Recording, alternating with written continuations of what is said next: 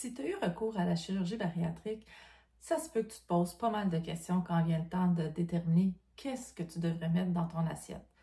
Si tu essaies de combiner à la fois les recommandations nutritionnelles, donc ce qui est favorable, ce qui est encouragé à consommer, tout en respectant ta propre tolérance, parce que ça se peut que ton bébé estomac, des fois, soit un peu plus capricieux. Donc, il y a certains aliments qui passent moins bien ou qui passent carrément plus. Si tu essaies aussi de faire en sorte que ta relation avec la nourriture soit s'améliore, soit se maintienne, ben, tu vas essayer de combiner en mangeant des aliments qui te plaisent. Un des aliments qui revient souvent comme étant un défi ou problématique, qui peut entraîner des blocages, un effet là, de roche qui tombe dans l'estomac, ce sont les pâtes alimentaires. Ça ne veut pas dire que c'est interdit. Il n'y en a pas d'aliments interdits après une chirurgie. Mais ça peut être des fois quand même un défi de dire, bon, ben si j'en mange, OK, si moi ça passe bien, mais comment je fais à ce moment-là pour répondre à mon besoin en protéines? Parce que des pâtes alimentaires, traditionnellement, oui, ça contient quand même une certaine quantité de protéines, là, les pâtes blanches régulières là, qu'on retrouve. C'est vrai que les pâtes de grains entiers en contiennent un peu plus. C'est pas tout le monde qui, en termes de préférence, vont beaucoup les apprécier. Mais maintenant, il y a un nouveau joueur. Donc, l'industrie alimentaire a sorti de nouvelles pâtes alimentaires qui sont protéinées.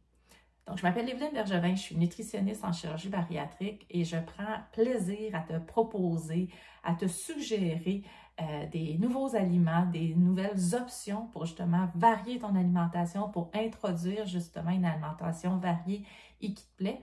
Puis aujourd'hui, je te parle d'un produit pour lequel je n'ai pas de commandite, je n'ai pas de partenariat. C'est vraiment juste parce que pour simplifier le quotidien, j'aime parler d'aliments concrets.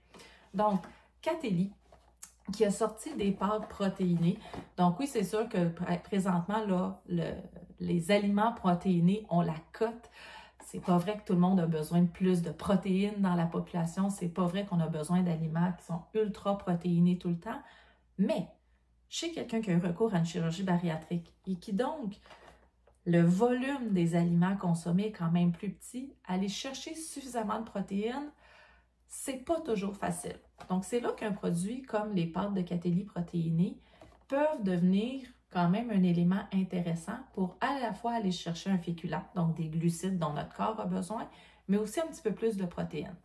De façon générale, les pâtes, pour un 85 grammes de pâtes non cuites, c'est à peu près 11-12 grammes de protéines. C'est sûr que ça peut varier d'une compagnie à l'autre. Pour les pâtes comme celle-ci, pour le même 85 grammes non cuit, on va avoir un 17 grammes de protéines. Donc, c'est quand même pas négligeable. Ceci étant dit, 85 grammes non cuit, ça représente quoi une fois cuit? C'est sûr, ça dépend de la forme des pâtes, là, mais grosso modo, c'est à peu près pour une tasse. Une tasse de pâtes, pas de sauce, c'est quand même pas habituel. C'est pas impossible que vous soyez capable de manger une tasse. Je veux pas être alarmiste, mais une tasse de pâtes sans sauce, c'est rare que bébé estomac va être capable de le tolérer. Donc, le 17 grammes de protéines, il vient en bémol parce qu'il faut toujours revenir à la quantité que vous allez vous-même consommer.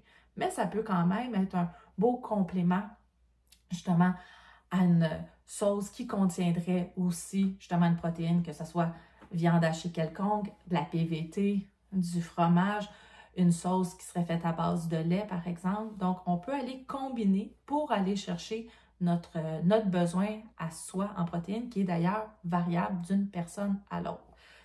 Donc, oui, justement, d'introduire des pâtes comme celle-ci, soit à titre de repas, mais en combinant, ou pour aller faire un complément, un accompagnement à notre source de protéines, ça peut être une façon intéressante. L'été, salade de pâtes fraîches, plus froide, plus rafraîchissante aussi, plutôt qu'une viande barbecue qui peut être aussi très sympathique. Donc, il y a différentes façons là, d'aller jouer avec la présentation de cet aliment-là. Il faut mentionner, par exemple, que s'il y a plus de protéines, étant donné que ça vient, entre autres, là, de lentilles, de pois chiches et de petits pois, il y a plus de fibres alimentaires. Je voulais être sûre de vous donner exactement la bonne information. Donc, il y a plus de fibres alimentaires.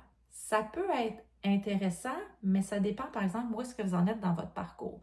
Parce que plus de fibres alimentaires, ça veut aussi dire une satiété de plus longue durée. Donc, ben, ça peut être intéressant, oui et non. Si vous êtes un petit peu plus loin dans votre parcours de chirurgie, avoir une plus grande satiété, donc avoir faim moins souvent, donc pour être capable de tolérer un 2 à 3 heures entre les repas, collations, ça peut être intéressant.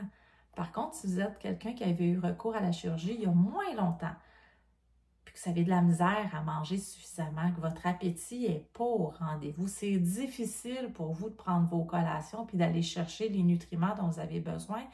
Manger trop de fibres pourrait encore plus vous couper l'appétit, faire en sorte que vous mangez encore moins. Manger moins, ce n'est pas l'objectif ici, là. Surtout juste après la chirurgie, on veut aller augmenter nos quantités pour répondre à nos besoins, oui, entre autres en protéines, pour préserver notre masse musculaire, mais tout en s'assurant aussi de consommer suffisamment d'aliments, dont des glucides, dont des bons gras, pour maintenir aussi notre niveau d'énergie, pour maintenir, voire améliorer notre état de santé. Donc oui, c'est un produit qui peut être intéressant, mais oui, il faut savoir quand même bien l'utiliser selon où est-ce qu'on en est dans notre parcours. Si vous avez besoin d'aide pour justement mieux clarifier dans votre situation à vous, n'hésitez pas justement à en parler à un professionnel qualifié, à un nutritionniste qui a une expertise en chirurgie bariatrique. Puis évidemment, ça va nous faire plaisir là, de trouver avec vous soit des pistes de solutions, soit carrément comment l'intégrer dans votre quotidien pour que ce soit agréable. En vous souhaitant une excellente fin de journée.